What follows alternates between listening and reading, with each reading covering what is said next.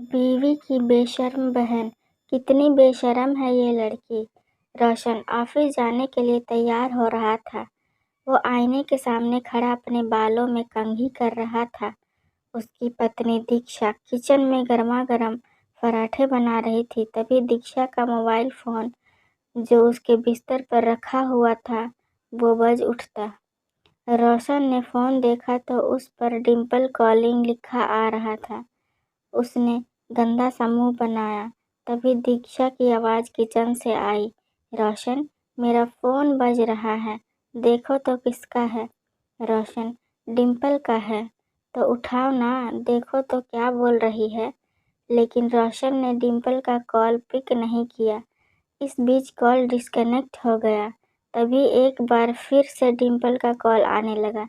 रोशन ने मोबाइल उठाया और उसे लेकर दीक्षा के पास गया। लो, तुम ही बात कर लो ना। दीक्षा, तुम भी हद करते हो। डिम्पल तुम्हारी साली है। तुम उससे ऐसे बिदकते हो जैसे कि वो तुम्हें खा जाएगी। ये कहकर दीक्षा ने फ़ोन उठाया। डिम्पल, कहाँ थी तू? इतनी देर से फ़ोन क्यों उठाया? सुबह सुबह ही जीजा जी से रोमांस कर रही थी क्या? दीक्षा, शादी के बाद सुबह सुबह रोमांस पति के साथ नहीं, किचन में पराठों के साथ होता है। पराठे बना रही हूँ तुम्हारे जीजाजी के लिए। ऑफिस का समय हो रहा है ना। डिम्पल, सही है। सुन, मैं 3 महीने के लिए बेंगलोर आ रही हूँ। बेंगलोर आ रही हूँ, ऑफिस की ट्रेनिंग है। दीक्षा, सच? सुबह सुबह तो तुमने मस्त खुशखबरी दी है। आजा, बहुत दिन हो गए तुमसे मिले हुए। यहाँ मिलकर तीनों खूब मस्ती करेंगे। डिम्पल दीक्षा की मौसेरी बहन थी। दोनों बहनें कम, दोस्त ज़्यादा थी। दीक्षा ने डिम्पल के आने की बात खुशी खुशी रोशन को बताई तो उसका मुंह उतर गया। रोशन, कब आ रही है वो? दीक्षा, परसों की फ्लाइट है उसकी। परसों? इतना जल्दी? कितने दिनों का प्लान है? रोशन ने बात ऐसे कही जिसे सुनकर दीक्षा ने उसे कहा, दीक्षा, क्या बात है? डिम्पल के आने की बात पर इतना ठंडा रिएक्शन? अरे जीजाजी लोग तो साली के आने पर खुश होते हैं और तुम एक हो जिसके चेहरे का रंग उतर गया है। रोशन, नहीं नहीं, ऐसा तो नहीं है। मेरा रंग क्यों उतरेगा? रोशन डिम्पल के आने की बात सुनकर नर्वस हो गया था। जब वो कार ड्राइव करके अपने ऑफिस जा रहा था तो उसे डिम्पल के साथ अपनी मुलाकात याद आ रही थी। 2 साल पहले की बात है। रोशन दूल्हे के ड्रेस में बहुत ही हैंडसम लग रहा था। वो स्टेज पर खड़ा था, वरमाला की तैयारी हो रही थी। डिम्पल, वाह जीजाजी, आप तो बहुत ही हॉट लग रहे हैं। जी कर रहा है कि आपको हग कर लूं।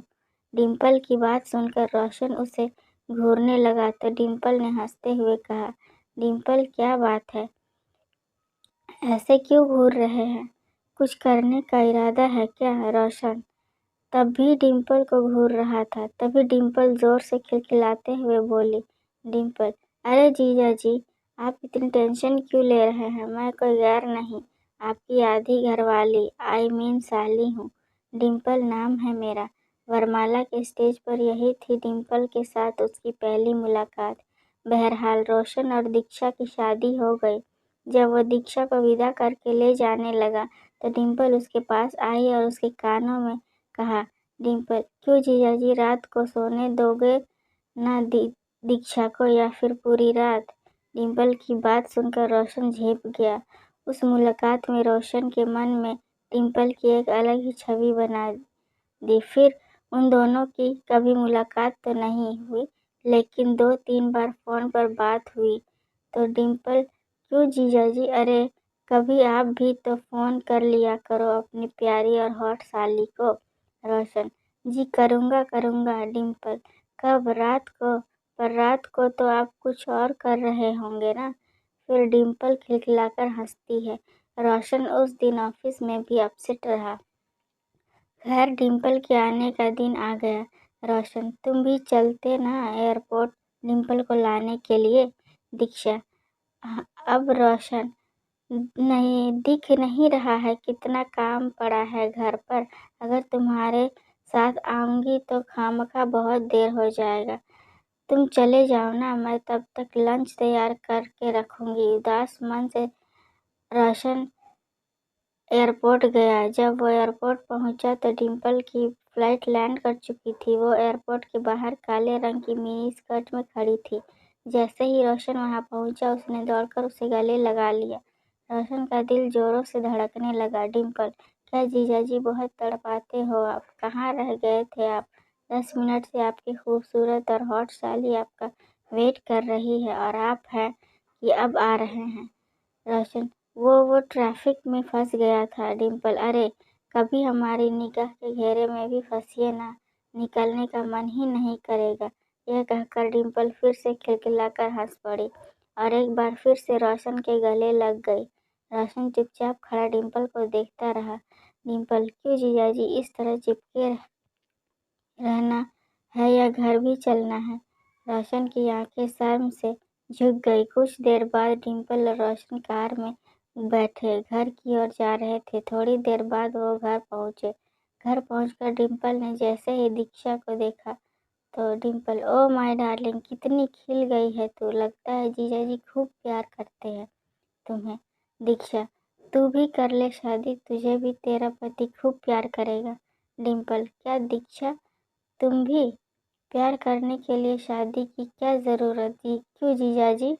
ये कहकर डिम्पल ने रोशन की ओर देखकर आंख मार दी। संकेत इधर उधर देखने लगा। डिम्पल को आए हुए 2 सप्ताह हो गए थे और इन 2 सप्ताह में उसने कई बार रोशन को छेड़ा और कई बार तो उसके साथ ऐसी हरकत की कि उसका मन हुआ वो दीक्षा को बता दे। 2 दिन पहले की बात है। दीक्षा घर पर नहीं थी। डिम्पल बाथरूम में नहा रही थी। तभी उसने जोर जोर से चिल्लाना शुरू किया। डिम्पल, जीजाजी, जीजाजी, अरे जल्दी आइए, मुझे बचाइए। रोशन उस समय एक बहुत ही ज़रूरी फाइल पर काम कर रहा था, लेकिन उसने जैसे ही डिम्पल की चिल्लाने की आवाज़ सुनी, ये तो डिम्पल की आवाज़ है, क्या हुआ उसे? वो भागा भागा बाथरूम की ओर गया। डिम्पल अब भी चिल्ला रही थी। डिम्पल, जीजाजी, जीजाजी, बचाइए, बचाइए। डिम्पल ने बाथरूम का दरवाज़ा खोला। उसके कपड़े पूरी तरह गीले थे। वो एक बार फिर से रोशन के गले लग गई। रोशन, क्या हुआ? तुम चिल्ला क्यों रही हो? डिम्पल, जीजाजी, जीजाजी, अभी यहाँ पर एक छिपकली थी, वो मुझे घूर रही थी। रोशन, छिपकली?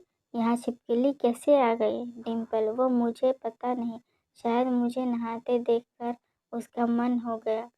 यह कहकर वो एक बार फिर से हंस पड़ी। इस बार रोशन को उसकी इस हरकत पर बहुत गुस्सा आया। रोशन, डिम्पल देखो, ये सब मुझे अच्छा नहीं लगता। प्लीज़ ये सब मत किया करो। अगर दीक्षा को पता लग गया तो वो मेरे बारे में क्या सोचेगी? डिम्पल, दीक्षा को बोलेगा कौन जीजाजी? डिम्पल ने ये कहकर एक बार फिर अपनी एक आंख मारी। रोशन वहाँ से चला गया, लेकिन डिम्पल की इन सब हरकतों के कारण रोशन बहुत डरा डरा और टेंशन में रहने लगा। एक दिन जब दीक्षा ने उससे इस कारण पूछा तो रोशन, दीक्षा, डिम्पल डिम्पल का बिहेवियर मुझे सही नहीं लगता है। वो कुछ अजीब सा मजाक किया करती है। मैं उससे कंफर्टेबल फील नहीं करता। दीक्षा, अरे रोशन, तुम भी ना। अरे वो शाली है तुम्हारी, वो नहीं करेगी तुमसे मजाक तो फिर कौन करेगा?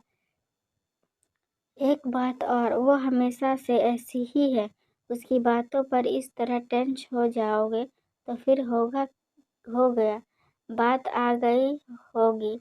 रोशन भी दीक्षा की बातों को सुनकर चुप्पी लगा गया। लेकिन उस रात की घटना ने रोशन की चुप्पी तोड़ दी। असल में कुछ दिनों से दीक्षा की तबीयत ठीक नहीं चल रही थी। उस रात दीक्षा को दवा देकर रोशन गैलरी में टहल रहा था, क्योंकि उसे नींद नहीं आ रही थी। तभी डिम्पल वहां आ गई। डिम्पल, क्या हुआ जीजाजी, नींद नहीं आ रही है? रोशन, हाँ, थोड़ा सिर में दर्द है। डिम्पल, अरे तो मुझे बोला क्यों नहीं? रुकिए, मैं अभी आपको बाम लगा देती हूँ। रोशन, अरे नहीं नहीं, मुझे इसकी ज़रूरत नहीं है। लेकिन डिम्पल कहाँ मानने वाली थी। वो बाम की शीशी ले आई और रोशन को ज़बरदस्ती बैठाकर उसके सिर में बाम लगाने लगी। बाम लगाते लगाते वह रोशन के करीब भी आ रही थी और वह जानबूझकर अपनी गर्म सांसें रोशन के ऊपर छोड़ रही थी। रोशन को अनकंफर्टेबल लग रहा था, लेकिन वो वही हरकत किए जा रही थी तो रोशन का गुस्सा फूटा। रोशन, इनफ डिम्पल, प्लीज़ ये मत करो। मैं तुम्हें कितनी बार कह चुका हूँ, ये सब मुझे पसंद नहीं। देखो, किसी भी रिश्ते की एक सीमा होती है, उसे मत लांघो। माना कि जीजाजी और साली के बीच मजाक का रिश्ता होता है, लेकिन मजाक का ये मतलब नहीं है कि फीलिंग्स का ही मजाक बन जाए। मेरी वाइफ बीमार है, पिछले कई दिनों से मैं ठीक से सो नहीं पाया हूँ। हर वक्त सोचता रहता हूँ कि दीक्षा जल्दी से ठीक हो जाए और तुम हो कि। रोशन ने इतनी ज़ोर से यह सब कहा कि दीक्षा बाहर आ गई। रोशन, अरे दीक्षा, तुम क्यों बाहर आ गए? दीक्षा, आई एम सॉरी रोशन, तुमने मुझे पहले भी बोला था लेकिन मैंने ही सीरियसली नहीं लिया। डिम्पल, रोशन सही कह रहे हैं, मजाक के रिश्ते की आड़ में कुछ भी करने की छूट नहीं दी जा सकती। आई एम सॉरी डिम्पल, लेकिन तुम हमें अकेला छोड़ दो और खुशी से रहो। हालांकि डिम्पल को भी अब अपनी गलती का एहसास हो गया था। उसने उन लोगों से माफ़ी मांगी और अगले ही दिन वहाँ से चली गई। अगर ये छोटी सी कहानी पसंद आए तो लाइक, कमेंट और शेयर करें। चैनल पर नए हैं तो सब्सक्राइब करें। इस कहानी को सुनने के लिए बहुत बहुत धन्यवाद।